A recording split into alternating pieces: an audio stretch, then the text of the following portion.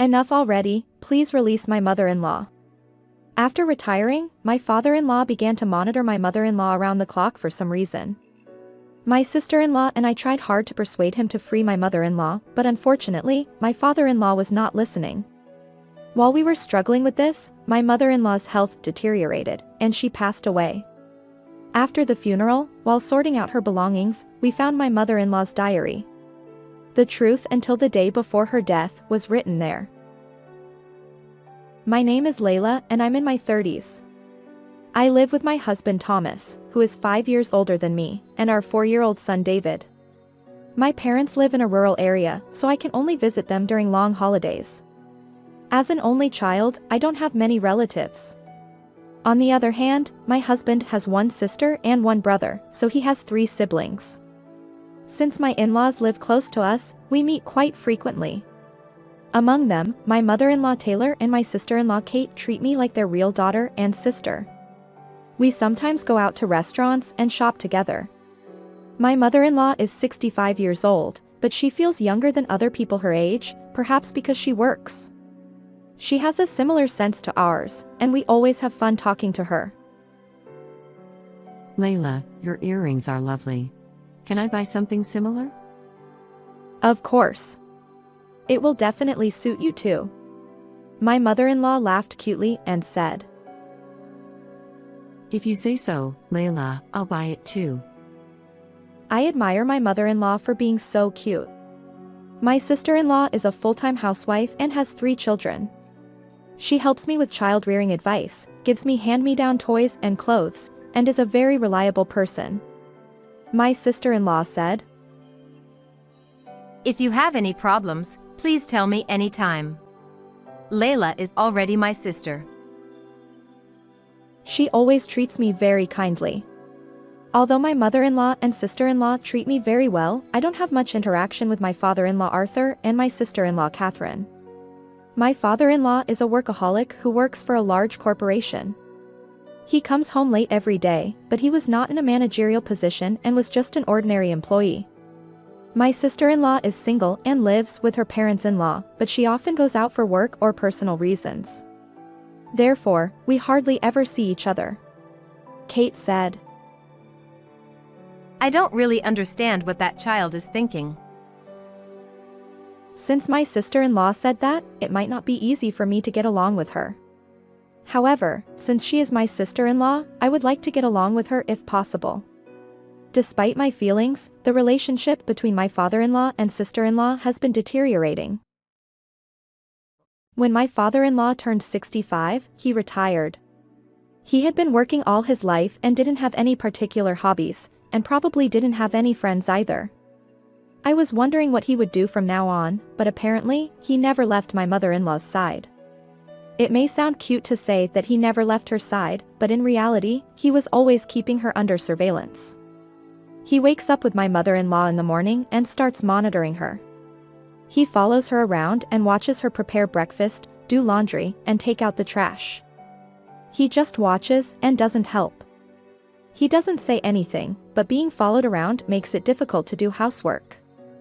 Furthermore, my father-in-law started picking up and dropping off my mother-in-law at her workplace. They leave the house together every morning and he comes to pick her up at the exact end of her workday. My mother-in-law used to take a detour and go for a walk after work to refresh herself. However, she can't do that anymore because my father-in-law comes to pick her up. The only time my mother-in-law can escape from my father-in-law's surveillance is during work hours, so it's a very cramped life. Dad, why don't you go out somewhere once in a while? Taylor suggested Arthur, but the answer was no. There's nowhere I want to go alone. He just follows Taylor around and doesn't have any hobbies or friends, so he probably doesn't need to go out alone. When Kate and I heard about Arthur's situation, we thought about how we could separate him from Taylor. So first, we invited only Taylor to lunch. However, Arthur came along on the day of the meeting. With Arthur there, we couldn't have a good time at a lunch party, and we couldn't even talk about half of what we wanted to say. In the end, after finishing the meal, my in-laws went home quickly. Seeing Taylor being taken away by Arthur, Kate and I sincerely wanted to do something to set her free. When Taylor has a day off from work, it becomes the most cramped day. Arthur still monitors Taylor, but it seems that he doesn't stay home all day. Taylor told me that Catherine also goes out with them when they go out. While being monitored, Taylor sends messages to my and Kate's group chat, hiding from Arthur. Today, I went to lunch with Dad and Catherine. But I didn't feel very happy because they talked only with each other. Next time, I want to go to lunch with Kate and Layla, the three of us. Let's definitely go to lunch together. Mom, I'll talk to Dad. So please try a little harder. I replied cheerfully to Taylor's sad message, and Kate replied like an older sister. Thank you both. Taylor thanked us, and I thought again that I wanted to repay Taylor for all the help she had given me. Afterwards, Kate protested to Arthur that Taylor also needed free time. Free time? I don't intend to bind your mother. In other words, Arthur seemed to have no awareness that he was monitoring her and didn't think he was doing anything wrong. Where is Mom's freedom in this life?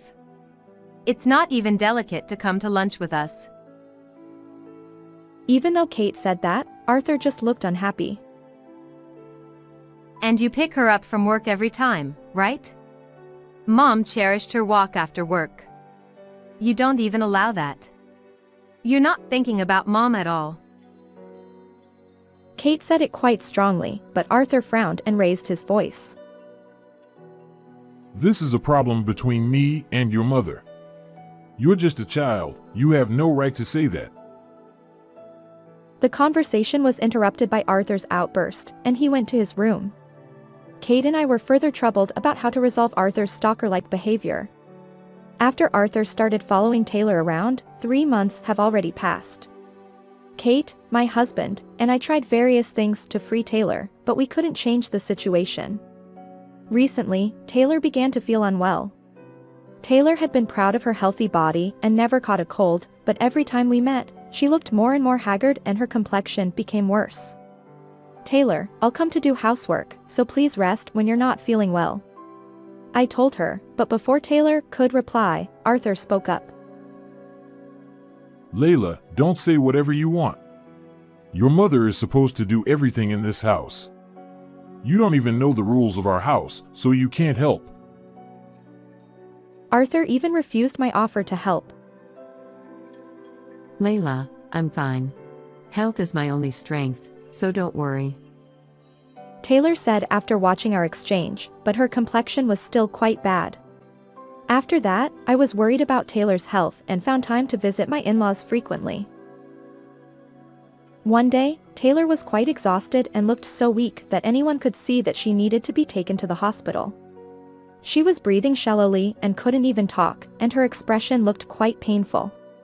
We need to call an ambulance quickly. I immediately took out my phone and called 911. The ambulance arrived in about 10 minutes.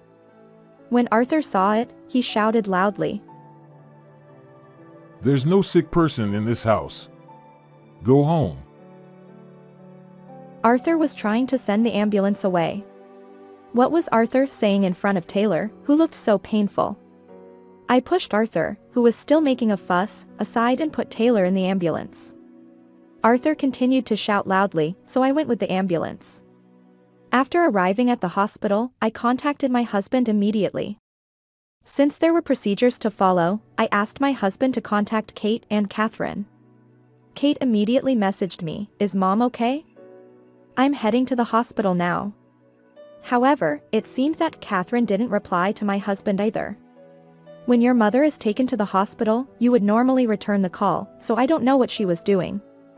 As I became more suspicious of Catherine, my husband and Kate arrived at the hospital. Taylor was still being treated, so the three of us sat silently waiting.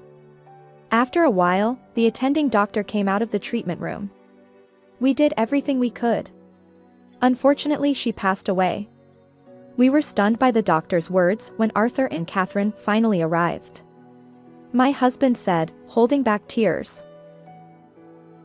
"Hey. You're late. Mom.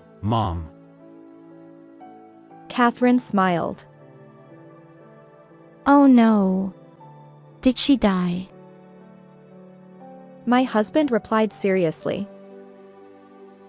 Yes, Mom just passed away. Catherine was still smiling. She really died. She always said that health was her only strength. She said, imitating Taylor. I was angry at Catherine's attitude and was about to retort when Kate spoke up first. How can you say that about Mom? We're here because of her. If you're going to make fun of Mom, just go home.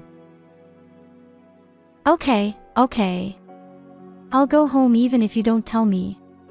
This place is so depressing and boring. Bye. Catherine left, fluttering her hand, without seeming to care about Kate's anger. Arthur, who saw this, followed Catherine home. Let's not get involved with those two anymore. My husband said, and Kate and I nodded quietly. Many people came to Taylor's wake and funeral, which ended without any problems. I was very unhappy to see Arthur and Catherine sitting in the family seats as if it were natural. After a while, we started sorting out Taylor's belongings and found many memorable items. While tidying up the dresser and reminiscing about the fun memories with Taylor, I discovered her diary. I felt bad, but I was curious and looked inside. At the beginning of the diary, Arthur had not yet retired. Memories of Taylor, Kate, and me are written happily. As Arthur retired, the tone of the diary became bitter, and Taylor's stress at the time was evident. Taylor wrote, I can't get any alone time, and I wish I could go see my daughter alone. There were complaints about Arthur. Then, on the date about a month before her death, Taylor wrote, I've been feeling strange lately, it's clear that something is wrong, but I'm not allowed to go to the hospital, and if I collapse like this, what will happen to me? Worried words were written throughout the diary.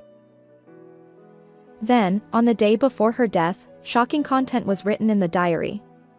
I was trembling, but I managed to call my husband and Kate and showed them Taylor's diary. After reading it, my husband immediately contacted the police.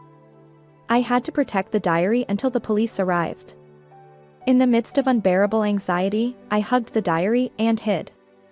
10 minutes later, the police finally arrived. My husband and Kate went to the entrance and explained the situation secretly. Then they brought the police officer to where I was hiding and showed him the diary. The police officer read it silently, and when he finished reading the last page, his face turned pale and he trembled. The police officer went to Arthur and Catherine, who were sorting out Taylor's belongings in another room. They were quite surprised. Arthur shouted, Why are the police here? Arthur shouted and threatened, but of course the police officer didn't back down. The police officer calmly began questioning Arthur and Catherine. It says in your wife's diary that you have been poisoning her food since about a month ago. Is this true? Catherine strongly denied it. What are you talking about? That's impossible. How could we have poisoned her? Catherine vehemently denied it. The police officer said, it seems that your husband started preparing meals about a month ago. Your wife wrote in her diary that she was happy, but also wrote that the food tasted a little strange. Did you cook and gradually poison her to win her over and then kill her? Arthur and Catherine fell silent. Kate couldn't stay silent and spoke up. How could you poison Mom? How could you think you could get away with it? You took someone's life. My husband also raised his voice. Why did you? Explain it properly. We and the police officer were waiting for their next words. At that time, one of the police officers who came with us brought something. The police officer said, we found pesticides in the garden. This could be poison.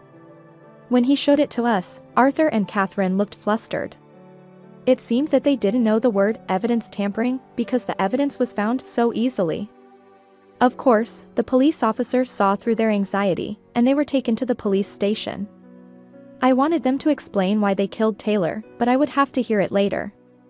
When Arthur and Catherine were gone, the three of us were left stunned.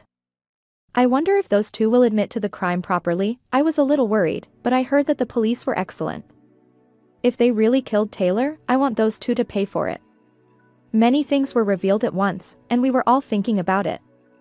We couldn't continue sorting out Taylor's belongings, so we went home for the day. The next day, the police contacted us. Arthur and Catherine admitted to the crime. They also explained the motive in detail. Arthur misunderstood that Taylor had someone else she liked and was trying to divorce him. So he monitored all of Taylor's actions to prevent her from spending time with that man. When I heard this story, the first thing I thought was who gave Arthur the information that Taylor had someone else she liked.